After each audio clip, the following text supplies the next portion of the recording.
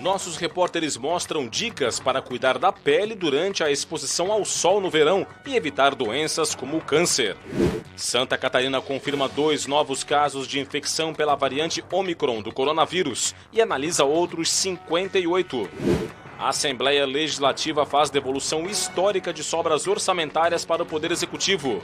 Polícia Rodoviária Federal apreende 2 toneladas de maconha no oeste do estado. E veja também, ocupação da rede hoteleira na Grande Florianópolis durante o Natal é maior do que a registrada na mesma data do ano passado. Está no ar o Band Cidade com Rodrigo Cardoso. Olá, uma boa noite para você. O Band Cidade começa nesta terça-feira com uma reportagem sobre os cuidados com o maior órgão do corpo humano, a pele. Com o verão, o sol e o calor, muita gente descuida da proteção à pele, o que pode ocasionar até câncer. Um dia lindo, com o céu azul, é um convite especial para atividades ao ar livre, não é? Mas com esse sol todo, a pele pode acabar sofrendo.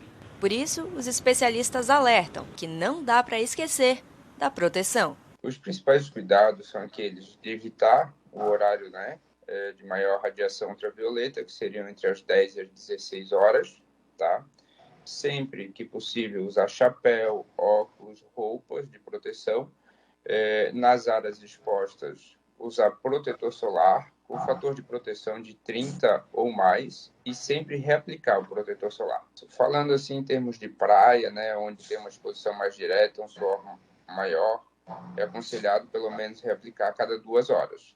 Caso você faça um esporte, apresente uma sudorese maior ou fique muito tempo tomando banho de mar, o ideal é reaplicar na sequência. Mas esses cuidados não servem só na hora de ir à praia não, hein? O protetor solar deve ser utilizado todos os dias. As áreas expostas ao sol diariamente, como o rosto, o pescoço, o dorso das mãos, recebem radiação ultravioleta e essa soma diária vai acarretar um câncer de pele, um envelhecimento precoce ao longo dos anos. O médico Leonardo Simas também afirma que as doenças na pele aparecem com o acúmulo de exposição ao sol. As manchas podem ir aparecendo com o passar do tempo e algumas podem ser sinais de câncer. Por isso, precisam de uma atenção especial. A radiação ultravioleta ela é cumulativa, então os danos que ela provoca vêm acumulando desde a tua infância. São 15 minutos hoje, 30 minutos, isso ao longo do tempo vai acarretar um envelhecimento precoce da pele e o desenvolvimento de tumores cutâneos, câncer de pele mesmo.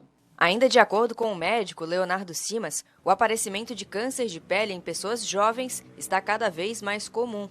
Em caso de surgimento de manchas na pele, a recomendação é procurar um médico especialista. Para curtir bem o verão, vale reforçar os cuidados e transformar o protetor solar em um item obrigatório. Agora, a pandemia de Covid-19. Santa Catarina confirmou mais 2 casos da variante Ômicron da doença e só aqui na capital tem outros 49 casos suspeitos em análise. As pacientes são moradoras de São José e Palhoça, cidades da Grande Florianópolis, e têm 38 e 35 anos, respectivamente. As duas não possuem histórico de viagem recente para outro país, o que pode indicar transmissão local da variante. Com isso, chegou a 3 o total de casos confirmados da Ômicron em Santa Catarina. O primeiro foi um homem em Jaraguá do Sul. No total, 58 casos suspeitos de contaminação pela variante Ômicron estão sendo investigados pelo Laboratório Central de Saúde Pública, o LACEN. Desse total, 49 são em Florianópolis. A informação foi confirmada pela Secretaria Municipal de Saúde da capital. O LACEN enviou os dados para a análise da Fundação Oswaldo Cruz, no Rio de Janeiro, e aguarda pelos resultados. E a Secretaria Estadual de Saúde divulgou uma nota oficial sobre a defasagem dos dados sobre a Covid-19 aqui no estado, após o ataque que ocorreu no dia 10 de dezembro aos sistemas do Ministério da Saúde. De acordo com a Secretaria, o governo ainda encontra dificuldades para restabelecer o pleno acesso ao banco de dados dos sistemas do Ministério da Saúde. As equipes do CIASC e da Secretaria trabalham para restabelecer a conexão com a base de dados do sistema que registra os casos graves e também as mortes. Também não há previsão sobre quando vai ser resolvido o acesso ao sistema que registra as vacinas.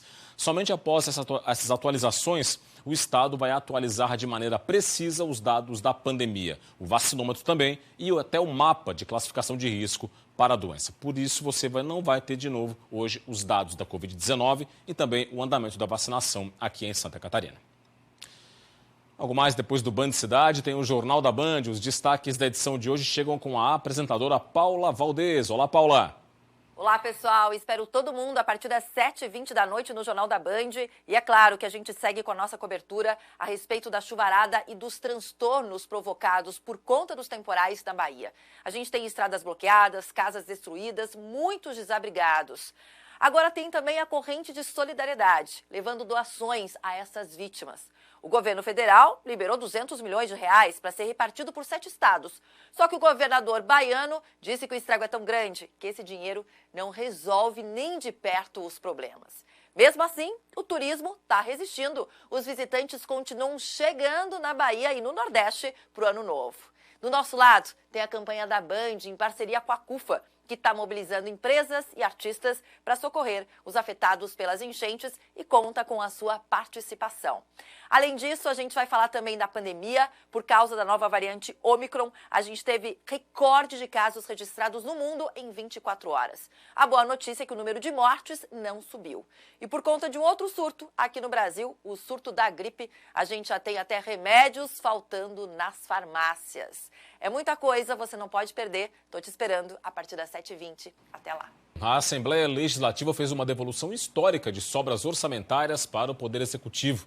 Nada menos que 362 milhões de reais foram devolvidos, com sugestões inclusive sobre a aplicação dos recursos. Harmonia é o termo que o presidente da Assembleia, deputado Mauro de Nadal, do MDB, utiliza para definir como em um cenário de pandemia, ebulição política provocada por um impeachment e que gerou instabilidade institucional, houve o desfecho positivo com a aprovação de uma série de matérias que aguardavam há décadas por uma solução. De Nadal cita os reajustes ao funcionalismo, a efetivação de planos de carreira de categorias, a mini-reforma administrativa, o novo Código Ambiental e a reforma da Previdência dos servidores públicos. Os 465 milhões de reais dos cofres do Estado para as obras federais nas BRs 470, 280, 163 e 285 também pesam nesse saldo positivo, além da aprovação do orçamento do Estado para o ano que vem. O perfil conciliador de Mauro de Nadal ajudou na condução de debates acalorados e divergências ideológicas e políticas, que tiveram momentos de tensão em 2021. Esse foi o que mais marcou o parlamento, né? E até mesmo pela maturidade do desdobro dos processos de impeachment, que foi o melhor para Santa Catarina. A economia de 362 milhões de reais, maior repasse do Legislativo ao Executivo na história de Santa Catarina, veio do controle de gastos, investimentos em tecnologias e de diversas ações, em parcerias, em sistemas de informação, cooperação técnica e de trocas de experiências, com o Tribunal Federal da 4ª Região, a Assembleia Legislativa do Rio Grande do Norte e os poderes e órgãos com autonomia financeira do Estado. Em outra frente, a Assembleia investiu em sustentabilidade, de placas fotovoltaicas para geração de energia elétrica ao rodízio de um carro elétrico entre os deputados a partir de fevereiro, uma parceria com o IFSC.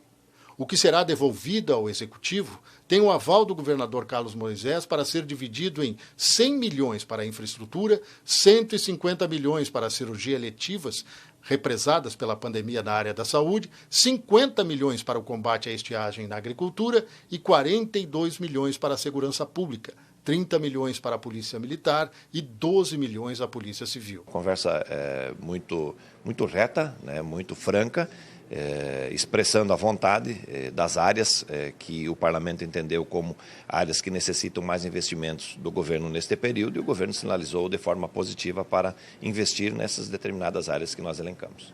Mauro de Nadal espera agora pela efetivação do acordo e pela posse do colega Moacir Sopelsa, também do MDB, na presidência da Assembleia em fevereiro de 2022.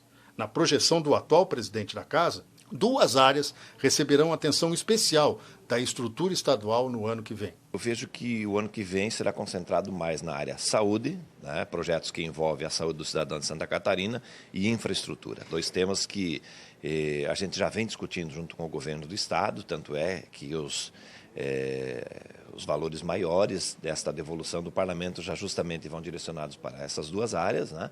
Então eu entendo que o ano que vem a pauta principal será essas duas áreas, não só aqui no parlamento, mas também no governo catarinense. Se o ambiente é político, Mauro de Nadal também falou de negociações e futuro. Uma delas, acredita na homologação pelos pares na Assembleia do acordo que colocará Moacir Sopelsa na presidência da Casa no dia 1º de fevereiro do ano que vem. A divisão era o acordo. 1 ano para Mauro de Nadal, 1 ano para Moacir Sopelsa. Do ponto de vista eleições 2020, Mauro de Nadal, o atual presidente do Legislativo, não descarta a possibilidade de que seja reeditada a Tríplice Aliança, MDB, PSD e PSDB. As 3 siglas estiveram juntas nos governos de Raimundo Colombo, parte do governo de Luiz Henrique e também no governo de Eduardo Pinho Moreira. É importante que se defina também o futuro do MDB. E para Mauro de Nadal, esse futuro passa por um apoio ao atual governador Carlos Moisés da Silva, à reeleição. Só que é o seguinte, Carlos Moisés, nas palavras de Mauro de Nadal, já foi convidado pelo partido para entrar na sigla e não deu resposta até agora. A gente pode dizer, na realidade, que o caminhão do MDB, por ser um partido grande, já está estacionado no pátio da Casa da Agronômica. Só falta o governador embarcar. Dito isso, um grande abraço e até amanhã.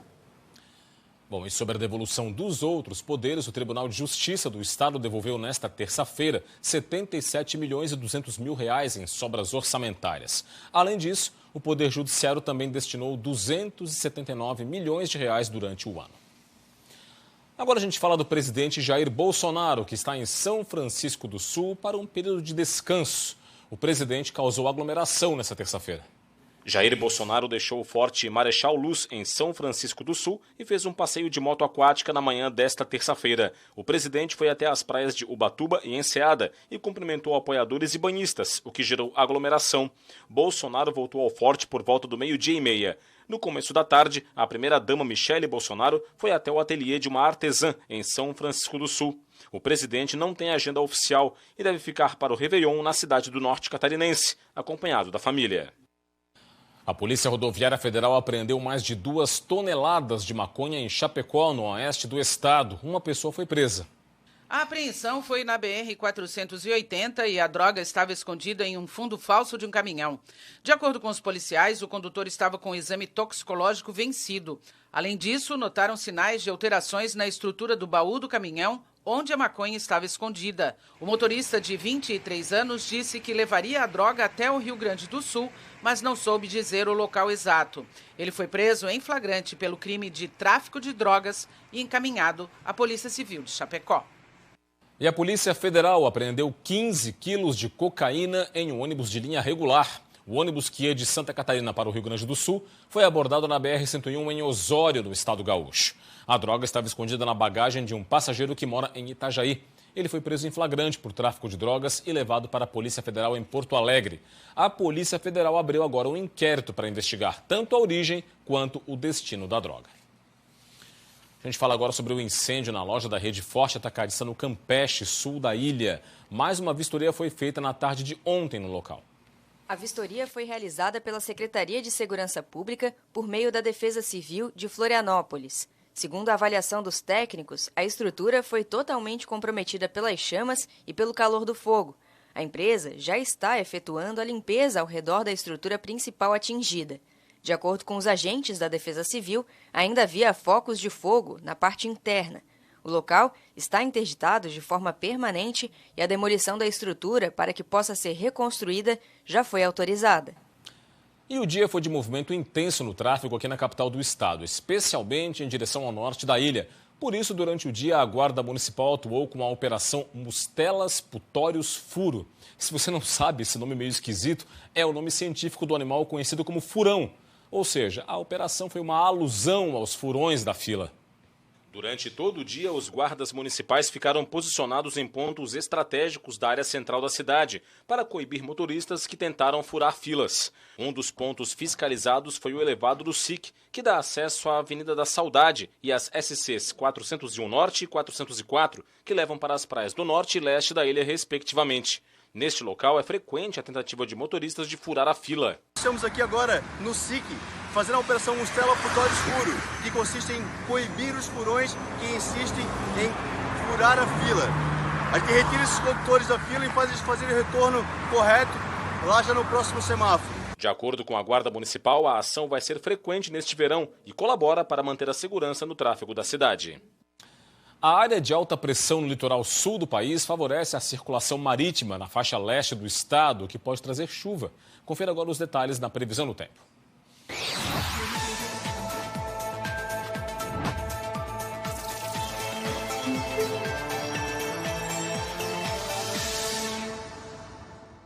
A quarta-feira vai ser de sol em Santa Catarina, com mais nuvens e condição para pancadas de chuva ocasionais no litoral e no vale. À tarde e à noite podem ocorrer pancadas de chuva de verão, isoladas e passageiras, e risco de temporais localizados com granizo no oeste e meio-oeste. As temperaturas vão estar elevadas em todas as regiões. No extremo oeste, as máximas chegam próximas dos 40 graus. Em Florianópolis, mínima de 21 e máxima de 31 graus. Em Blumenau, variação entre 16 e 33. Em Criciúma, 17 graus de mínima e 33 de máxima. E em Itapiranga, no extremo oeste do estado, mínima de 16 e máxima de 39 graus. É tradição, logo após o Natal, começa a ficar movimentado com as trocas de presentes que não serviram ou vieram com algum tipo de defeito. Para quem tem que fazer isso, uma troca de algum presente, é bom ficar atento às regras. A Câmara de Dirigentes Lojistas de Florianópolis alerta que, mesmo não sendo obrigatória, os lojistas costumam facilitar essa troca para fidelizar os clientes e gerar novas oportunidades de vendas. Mas para que a troca seja efetivada, o consumidor precisa ficar atento a algumas regras. É importante levar junto do produto que a embalagem e garantir que o produto ainda esteja com etiqueta quando o caso se aplique e que não haja vestígios de uso. Compras de produtos eletroeletrônicos que eventualmente venham pifados, pela lei do consumidor, tem o direito de troca em até, se não for resolvido o problema, em até 30 dias. Caso o defeito apareça depois de 30 dias, deve-se procurar assistência técnica credenciada para esse produto. A CDL também orienta os consumidores com relação às trocas de produtos comprados pela internet nos aplicativos das lojas. Quando a compra for feita na internet, existe o direito de arrependimento, que pode ser exercido pelo consumidor em até 7 dias após a entrega. Ainda de acordo com a CDL, neste momento de troca, o lojista também tem a oportunidade de aumentar as vendas, já que o consumidor pode gostar de outros produtos e complementar a compra. Além disso, neste período, muitas lojas fazem promoções, o que pode manter as vendas aquecidas. Ainda sobre o Natal, um levantamento feito pelo Sindicato de Hotéis, Bares e Restaurantes afirmou que a ocupação na rede hoteleira da Grande Florianópolis foi positiva, foi acima da registrada no Natal do ano passado, ou seja, a rede hoteleira voltou a crescer com altas taxas de antes da pandemia. Os dados são da ocupação hoteleira neste Natal, na comparação com o mesmo período do ano passado, em plena pandemia. Este ano, o crescimento foi de 89% na comparação de leitos. Em 2019, meses anteriores ao alerta da pandemia de Covid-19, os hotéis da Grande Florianópolis registravam um gráfico crescente de turistas que chegavam para aproveitar o Natal. Em comparação a este ano, foi um acréscimo de 6% no número de leitos com hóspedes.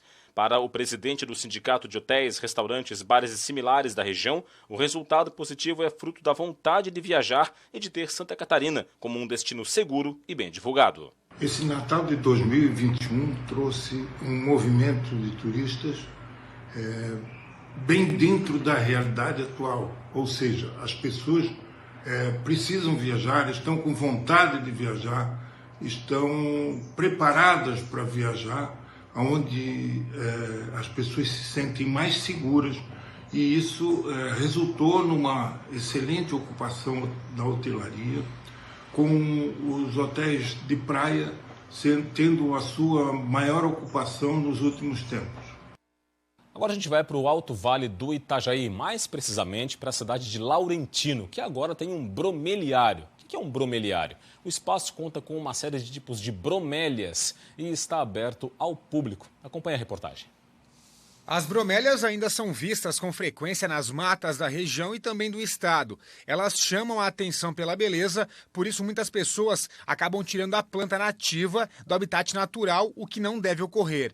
Para chamar a atenção e também servir para a educação ambiental, que foi criado o bromeliário em Laurentino. Então, o objetivo do bromeliário é mostrar um pouco da nossa biodiversidade referente a essa família tão importante, que é a família Bromeliaceae, e mostrar às pessoas a diversidade que nós temos em nossas florestas, destacando a importância da preservação, dos nossos remanescentes. O bromeliário recebeu o nome de professora mística Rosalina Nasato Contesini. E essa história da professora mística, que o bromeliário vai ter o nome dela, é a passagem dela pelo Jardim Botânico do Rio de Janeiro, onde ela foi convidada pelo padre Raulino Reitz de fazer um estudo das bromélias e acabou identificando na época, em 1980, algumas espécies na região.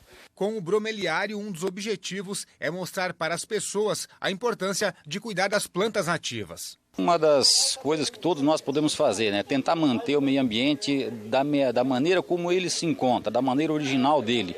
Porque aí ele continua a nos prestar os relevantes serviços que ele nos presta. Nós temos que preservá-lo para que ele continue a nos prestar os relevantes serviços que ele vem prestando. E é isso, ficamos por aqui com o Band Cidade de hoje. Vem aí as notícias mais importantes do Brasil e do mundo no Jornal da Band. Fique ligado. A gente encerra essa edição com imagens ao vivo da capital de todos os catarinenses, Florianópolis, neste fim de tarde, começo de noite, na sua tela. 25 graus e a temperatura, trânsito intenso nas pontes que fazem a ligação entre a ilha e o continente, tanto para quem chega à ilha pela ponte Pedro Ivo Campos, quanto para quem sai da ilha pela ponte Colombo Salles. Fique ligado, um forte abraço, muito obrigado pela audiência, boa noite e até amanhã. Tchau, tchau.